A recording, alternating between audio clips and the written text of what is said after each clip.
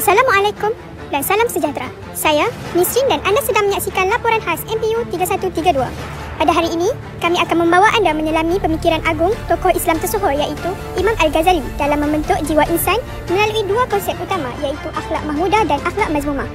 Bersama saya, rakan-rakan wartawan lapangan Damia dan Amalina akan mengupas lebih lanjut mengenai pemikiran ini kekal relevan dalam menangani cabaran moral dan kerohanian pada hari ini. وإن كبرت همومك لا تبالي فلطف الله في الآفاق أكبر ومن غير الإله يريح قلبا.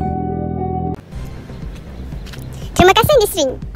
Imam Al-Ghazali melalui karyanya Ihya Ulum Al-Din menekankan bahawa akhlak mahmudah atau sifat-sifat terpuji seperti sabar, ikhlas, syukur dan tawaduk adalah asas pembentukan jiwa yang seimbang dan tenang.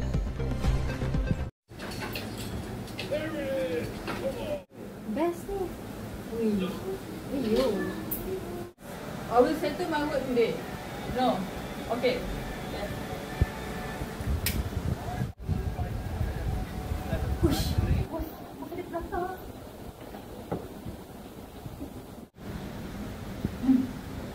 Kamu buat kerja ni baik-baik tau. Saya nak settlekan ni. Tadi klien saya dah tanya dah. Tahu? Baik bos. Ya. Terima kasih bos.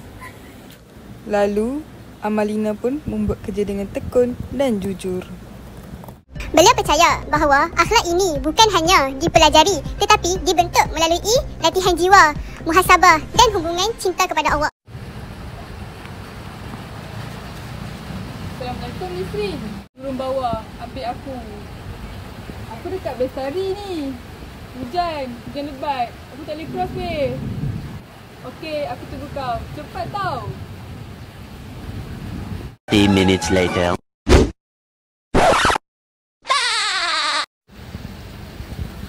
Ish, dah lambat ni. Aku dah lah nak kena hantar assignment lagi pukul 6. Dah 10 minit dah ni. Lambatlah di sini.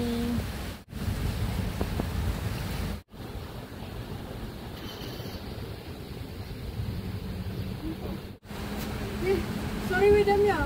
Tadi aku duduk dalam bilik ayam weh, aku sakit perut. Ya, tak apa. Dia masuk ke bilik sekali.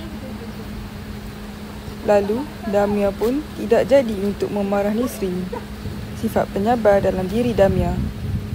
Dalam dunia moden yang penuh tekanan, sifat seperti ikhlas dan sabar bukan sahaja membawa ketenangan, malah menjadi perisai terhadap kebejatan moral dan kekosongan rohani.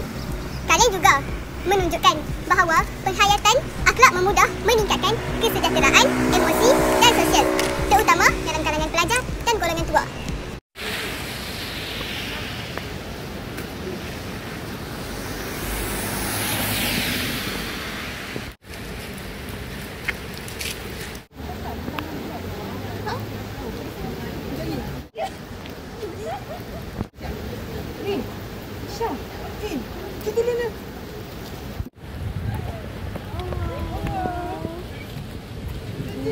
Lalu, Amalina dan Nisrin menolong Syafiqah kerana kakinya terselioh.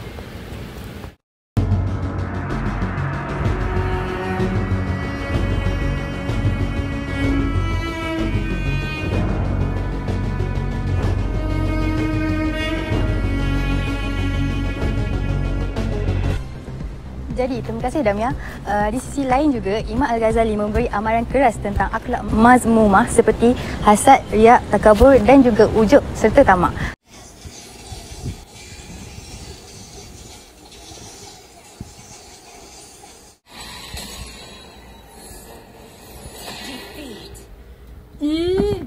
Bencilah.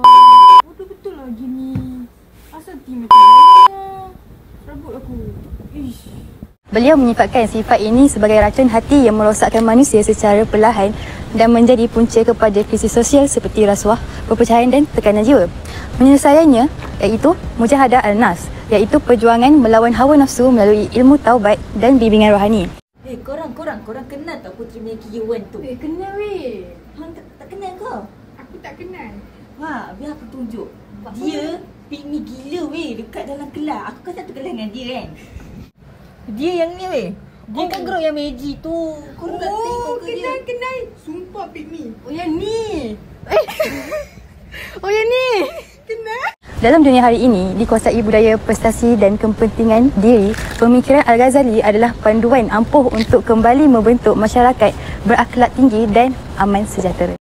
Nur Alifah Eliana binti Mama Asri telah mendapat CGPA 4.00 untuk semester 1.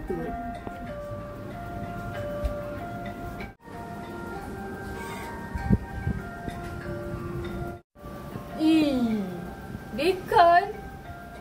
Patut ke? Layak ke? Biasa je. Aku lagi pandai. Batak ah.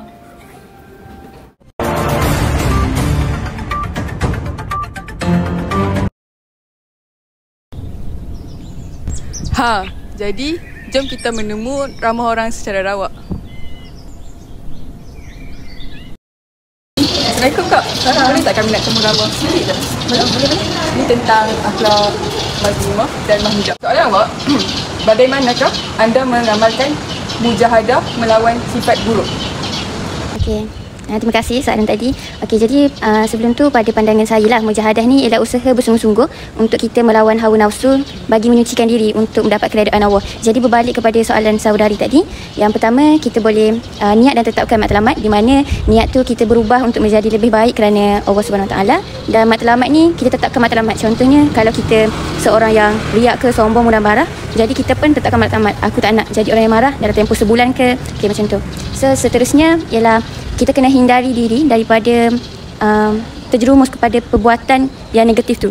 Sebagai contoh, kalau kita ni cenderung untuk bergosip, jadi kita kena hindari dari pergaulan yang bercakap-cakap pasal orang. So kita takkanlah timbullah isu gosip tu. Contoh lain pula, kalau kita ni mudah marah apabila kita penat, so kita kena dapatkan rehat secukupnya. Itu saja saya. Terima kasih kepada dua orang. Assalamualaikum adik-adik. Boleh tak saya nak temu ringkas sikit berkaitan akhlak mahmudah dan mazmumah? Boleh.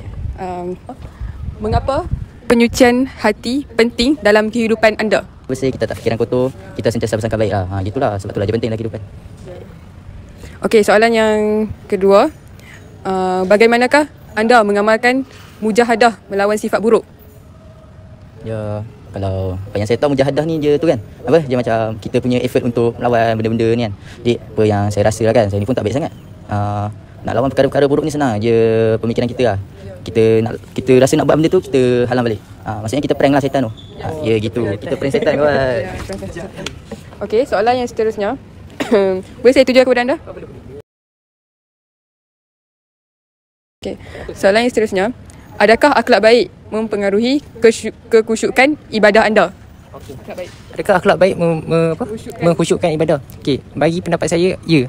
Sebab kalau seharian hidup kita buat benda baik, so bila kita jumpa Tuhan, mana kata Tuhan tu kita tahu yang mendatangkan kebaikan, so membantu lah kita untuk mendekatkan diri kepada Tuhan.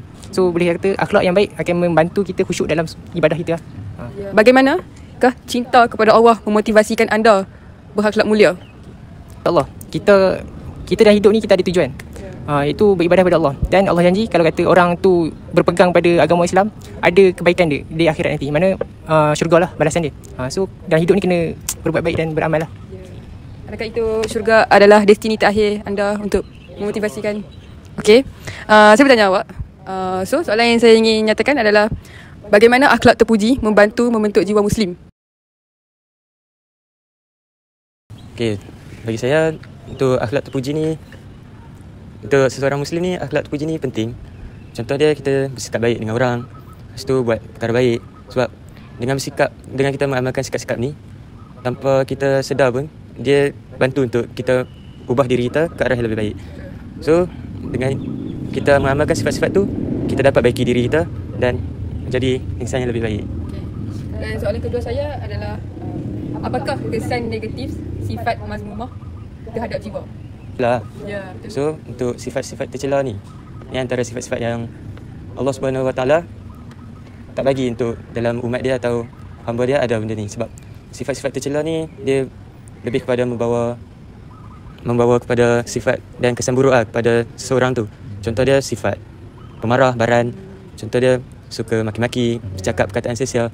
Sedangkan perkara ni zaman sekarang ni memang banyak orang buat, walaupun sebenarnya benda tu tak orang tahu sosial, cuma benda tu still orang buat sebab kita kena tengok juga dari segi masyarakat, persekitaran. Sebab memang persekitaran kita sekarang memang macam tu. Tapi kalau boleh kita kena cubalah ubah diri kita ni daripada buat benda-benda sifat-sifat tercela ni. So dengan tu dia pun dapat mengubah diri kita jadi lebih baik. Okay, sekian. Masya-Allah. Terima kasih semua. Okay. Pemikiran Imam Al-Ghazali bukan sekadar warisan klasik tetapi satu jawapan kontemporari kepada krisis akhlak zaman moden. Marilah kita bersama-sama berusaha menyemai akhlak muda dalam diri dan masyarakat serta meninggalkan sifat mazmumah yang